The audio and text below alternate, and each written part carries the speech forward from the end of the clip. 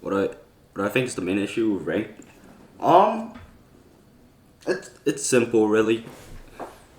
So the problem with ranked is the fact like the reason why people say that dual queuing and solo queuing is a lot better than like putting in a solo queue is because when you solo queue, you get put in with four random people, and it's common human nature that you're not gonna trust somebody as much because you don't know them, right? Like, how are you gonna rely on them to actually like hold an angle for you or something because you don't know them. So I don't think Valorant rank can really be fixed unless like okay. So here, if you're playing if you're playing a let's say you're playing Ascent, right?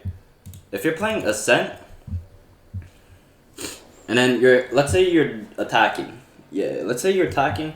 Let's say you have a KO on A, KJ on B. Uh, Actually, I think Haven is the best. And like, okay, so another problem is the way that they think about the game, right? So let's say there's an Omen by himself as C, right? And then maybe there's a KJ at B to have like some, and then she has like maybe a turret here. This would be the most optimal spot to put it at, and then I'm just gonna put like some random people. I'm gonna put like Jet, Reyna, maybe, um, and then maybe like a KO. I don't really know, but okay. So let's say this Omen is getting pushed. The problem is most of the time he will most of the time you will just not be able to hold this, right? Because there's one way that you can hold. There's only one way, and it would probably be like almost a miracle. You have to 1v4 or 1v2 or 1v3 because there might be split rushing garage. But even so, there's only a turret holding down garage. The cage would have to rotate, and she would not have a proper angle to hold garage from. So the thing that the Omen should do, right, is there's two types of ways that you can smoke seed. You can smoke here or here. If you smoke here, you're giving them too much space. You're giving them this whole. You're giving as soon as they go walk through this place, they can have access to backside, garage, like they have access to everything. If you smoke here, most likely they probably won't. I mean, some might go to try going through this, but if you play here, then all you have to really worry about, then you can more like you can play more here because it gives more time for your team to rotate because there won't be as many people trying to go to backside if you try holding. If you smoke here, that's just not good because it's a weak site. When it's a weak site, you want to take away as much intel as they have. So when you smoke here, they don't know what they could be walking into backside. If they walked into backside, even though there's only one person here, they could be they don't know. There's only one person. So you can make them think that there's like 3 kids backside. But if you're playing strong side, let's say there's a KJ here, there's a Jet on B, and then there's only 2 on A. Then this site becomes the strong site. If you smoke here, then you're cutting off the crossfire. You won't be able to, if the KJ dies, you won't be able to trade her out. So that's when you smoke here. Why? Because you give KJ can still see this part, but you can see this part. So which allows you guys to play crossfire. Same thing with A. So let's say you're playing A. The one thing that I always hate when people fail is the way that they don't know how to play their agent, right? So let's say there's an Omen here, a Reyna, and then the Reyna's here. Well, actually, the Reyna's playing short, right? Okay, and then Reyna hears some people going lobby, but Reyna knows there's nobody here, right? So she's like, okay, can you smoke me? Don't smoke her here. Don't smoke like here, okay? Why? Because you're cutting off the intel. You give them this much space to walk into. Since you know there's nobody here, just smoke here. Because one, it's virtually impossible for them to walk through. Look at that gap that they have to walk through. They walk through, the Reyna can kill them. No matter how many people walk through, the maximum that can walk through that thing is 2 at a time because of how small the choke is. So if you smoke here, you give them less space to walk through, and it pretty much takes out everything that they have. Same thing with here. if you know there's some kids here, smoke here. Because then they have to walk through. But if you don't, if you know there's nobody here, you can smoke here. Why? Because then they have to walk through the smoke, and you take away this space from them. So which gives you better. So with B, most of the time you will just have to smoke here. But sometimes sometimes if they're window, you smoke window. Why? Because you can see them dropping, which gives you this amount of intel, right? Go. So let's say you smoke here. The jet says, "Oh, there's one window." Don't smoke here. Why? Because then the jet doesn't know.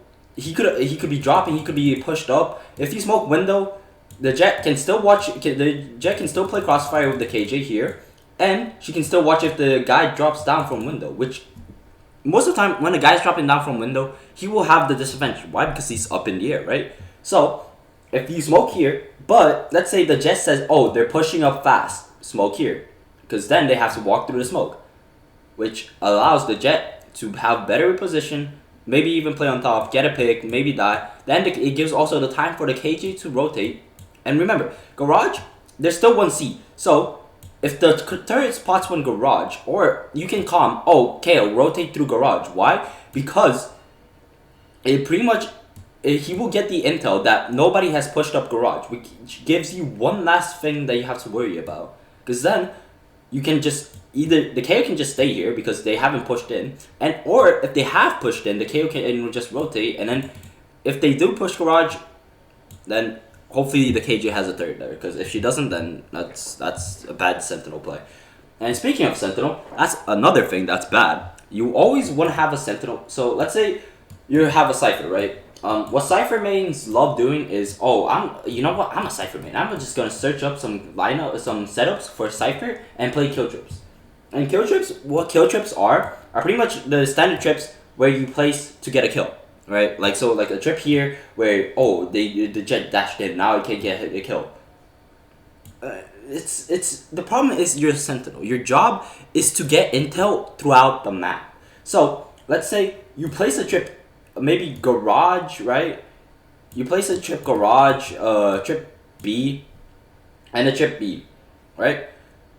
Look how much intel you can get. Because especially with Cypher, since Cypher can go around the map and his trips will still be available, Cypher can be in A, but if, let's say, this is one less place that they have to worry. Let's say, now you can 2-stack over at A more.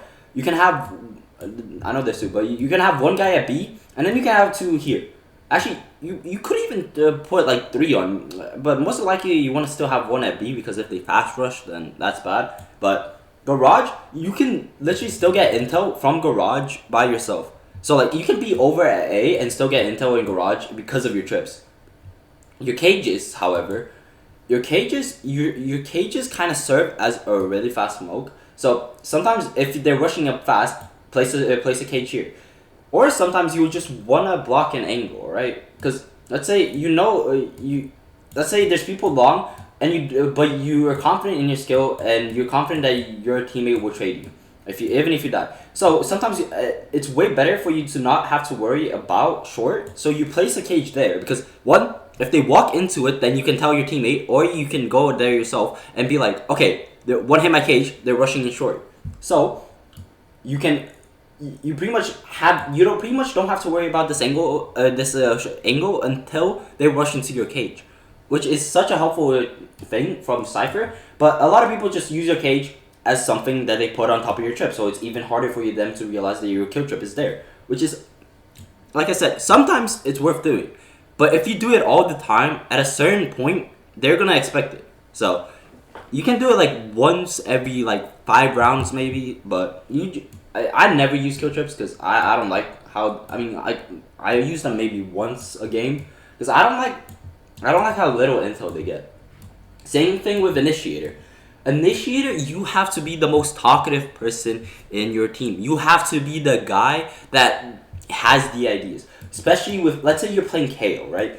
You have everything that you need to set up your teammates. You can throw a knife short. Oh, there's one short, and then you can calm. And then let's say a jet says, "Oh, I'm gonna push this guy." you can be like, you should be offering her a flash. You can be like, yo, Jet, since you're gonna push, I can throw a flash. It's gonna pop. It's gonna pop in the entrance of short. You can peek and maybe get the kill. You should be the guy that's offering up the ideas, because most people say, oh, I don't know how to play smoke, so I never. But even though you failed, right? Think about it. If you're playing duelist, just think of how you would want the smoke to be, because that's how I like. I play smoke, so I feel smoke sometimes, but I wouldn't say it's my main. But the way that I go about thinking is, okay, how would if I was a duelist, how would I want my smokes placed, right? Like, so if I'm like, if the duelist is right here, it's like, okay, so they're rushing in short. How would I want a person, if I'm playing a duelist, how would I want him to smoke for me? And then I just place the smoke, however, or sometimes I even, oh, where do you want me to smoke, right? And sometimes, okay, and let's say you're pushing in A, right? The Jet's pushing in. You can be like, okay, I can flash high for you. You dash into sight. That's, see, even that, like, sometimes it's way better to be like really detailed about it. So like you can say, okay, so you're gonna you dash to the right. I'm gonna flash behind you. Because then she knows exactly. If you say I'm flashing high, she doesn't really know. It could go above her. It could go like in front of her, diagonally to her. She doesn't know where exactly that flash is gonna land. So if you say, oh, I'm gonna flash high behind you when you dash in, then she knows exactly where the flash is gonna land, right? Because if it lands behind her, then she knows she doesn't have to worry as much about the flash. And then, as an initiator, your job is to get intel, right? Let's say you have a silver dart, right? You throw a silver dart. Oh, nothing gets canned, but you also don't hear anything C or B. After 15 seconds, you won't have your recon dart back. But what you should do is drone. Why? Because the worst thing that can happen in a game of Valorant is you having gaps. You not knowing where the team is most likely means you're getting outplayed. Actually, it means you're getting outplayed. You will most likely lose unless you get really lucky, right? And your job as initiator is to know where they are in the map. Is to get the intel and find out where they are in the map.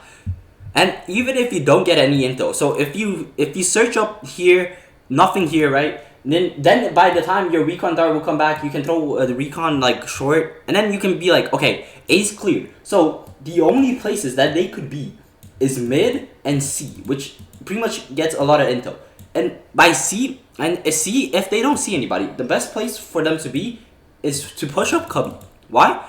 Because he has intel really close. So he has intel in. He can hear everybody rotating. So if they fast push C, he will hear. And then KJ should always be playing B or C. Why? Because she has the best setups for you. She can place a turret here, which scans entry of garage and scans C. And so you pretty much cut off any intel of where they could be. You know they're not C, so you pretty much process of elimination. Where do they have to be? Either garage or B. There you go. You pretty much know where they are, which allows your team to be more prepared. Where they think they are outplaying you, you're actually outplaying them. Why? Because by process of elimination and the intel that your team has got, you have figured out where they are, which allows you to just be able to stack more, so you can play 3 actually in the place where they most likely are. So, yeah. And most people don't think like that, which is really annoying sometimes, because the worst thing, like smokes, in my opinion, is mandatory, because you need to have control of the map, right? You need to be able to cut off some angles that get everything. So I think smokes are mandatory to like just have like at least one. But if it's initiator or like anything, because even smokes, if you don't know how to actually play smokes, you can be more of a burden to your team than, like, you can be like, oh, at least I'm smoking, right? If we didn't have a smoke, then it would be worse. Actually, no. Sometimes if you smoke incorrectly, it can actually be worse for your team. Like, you can hurt your team more if you don't, you can help your team. Sometimes it will be more useful if you don't smoke. If you're instead of throwing a bad smoke. Initiator, same thing. If you get bad intel, then your team, like, let's say a guy's pushing in short, you drone, but you don't clear any angles when you drone. You just clear straight forward, which does nothing. The point of the drone is to clear angles where they could be. So the race is gonna, everything's clear. So the race in attack is gonna push in short, and then she thinks that this is clear because of your drone, and then she dies. What's the point of the drone then? Like you literally just wasted for like 500 or 400 credits. There was no use in your drone. So whatever you do in your job, it could be like initiator. You can get bad intel. Like just if you don't know how to play initiator and you feel like you don't know anything of how to play initiator, just play whatever you're comfortable with. You have to-do list, but you're comfortable playing in like, let's say there's two duelists. Let's say there's a Phoenix and a Phoenix and a Jet, but you're not comfortable with any, like smokes or initiator. Just play Reyna because it's way better to play a character that you're comfortable with than playing an agent that you don't know how to play, because you might as well be helping the enemy team by giving your false information. So moral of the story is just know how to play the roles. And I just that's why I always try to say try learning how to play more than one role, because most likely at least some of the times you will get a role, somebody will steal your role, so you have to learn how to play your role, right? So yeah, that's my opinion on ranked, and that's why I honestly don't like playing ranked by myself. But yeah.